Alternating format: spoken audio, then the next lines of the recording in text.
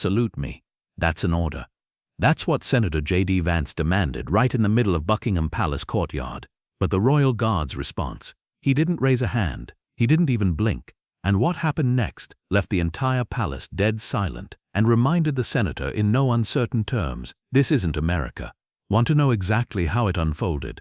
First, hit that subscribe button and drop a comment below telling us where in the world you're watching from. Now, without further ado, let's get into it. The black motorcade swept through those massive row iron gates of Buckingham Palace with the kind of precision you'd expect from a diplomatic convoy. The car's glossy surfaces caught every drop of that classic London drizzle. You know, that rain that's barely there but somehow manages to get into everything, blurring the edges of the palace like some Instagram filter. All along the barriers, tourists were lifting their phones, desperate to catch a glimpse of whoever was important enough to roll up to the palace like this. Then out steps Senator JD Vance. And get this, he doesn't even bother waiting for the umbrella. One hand's adjusting his navy overcoat, the other's straightening that little American flag pin on his lapel, and he's scanning the courtyard with this expression that's, well, let's just say he looked about as impressed as someone watching a high school production of Hamlet. Remind me again why we're treating this like some kind of medieval LAR session, he mutters to his aide. This young staffer who's perfected that nervous smile people wear when their boss is being difficult in public.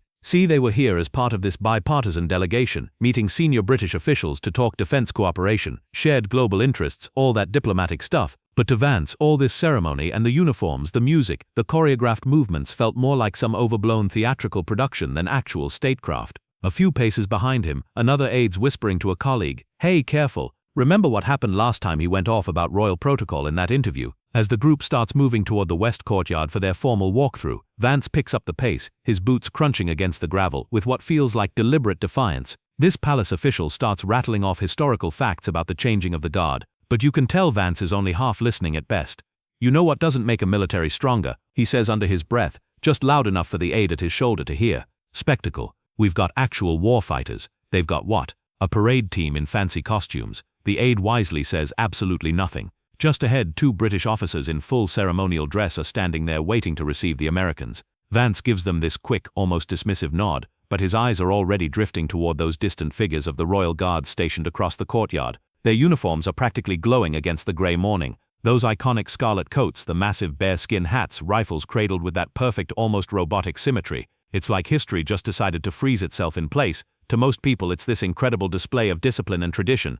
To Vance, it looks like a museum exhibit that somehow ended up with a salary and benefits. He lets out this soft exhale, watching his breath turn to mist in the damp air. Let's just get through this dog and pony show.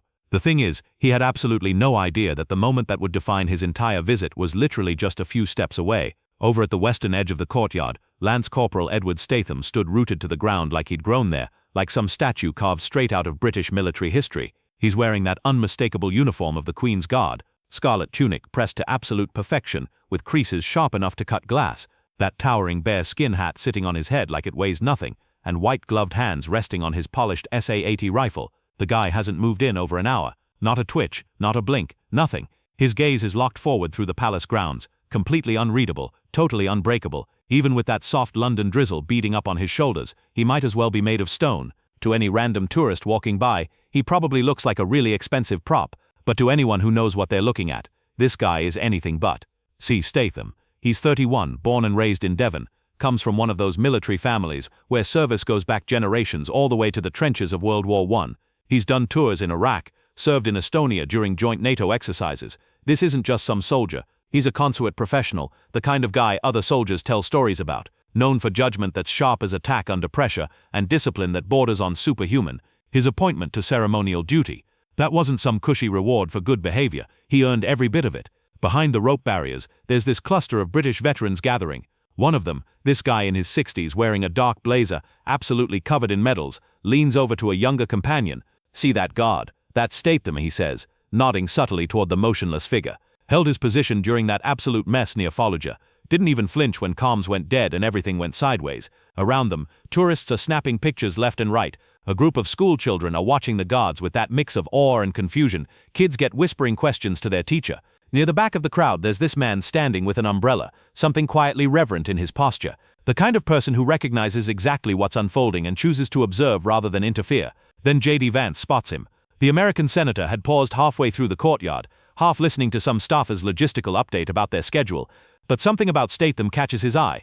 Not the uniform, he's already mocked that. Not the rifle. It's that absolute unwavering stillness, that total lack of acknowledgement that seems to get right under his skin. That guy is not even blinking, Vance mutters, tilting his head like he's examining some curiosity at a circus sideshow. His voice isn't particularly loud, but it's just loud enough.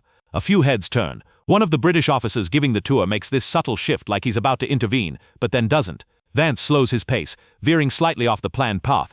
His eyes stay locked on Statham like a hunter who's just spotted something interesting to shoot at.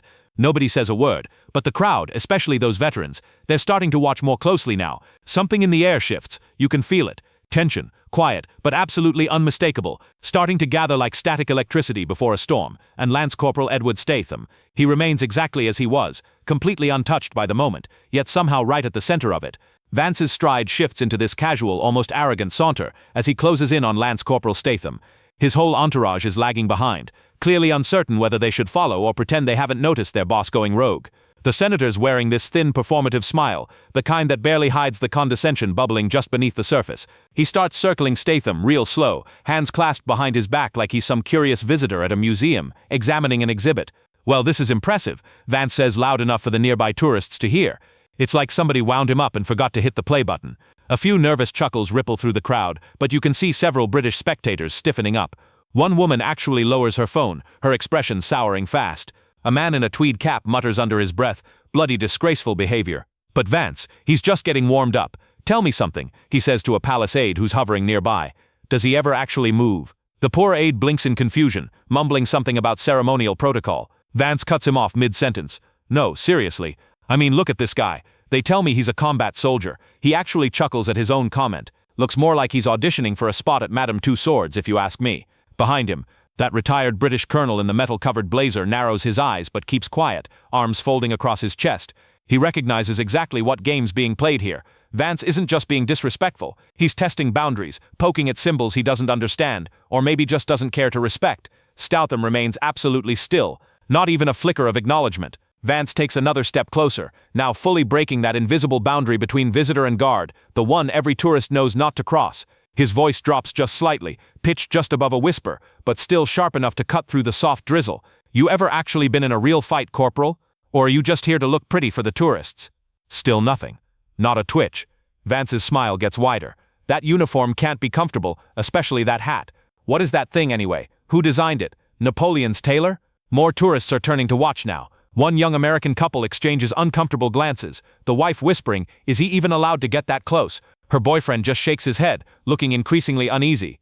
Look, I get tradition, Vance continues, raising his voice slightly, making sure he's got an audience, but this is what happens when symbolism replaces actual combat readiness. You folks dress up discipline in wool and fancy buttons and call it military service. He actually leans in closer now, making a show of inspecting the stitching on Statha's sleeve. I bet this thing's a fire hazard too. A ripple moves through the watching crowd.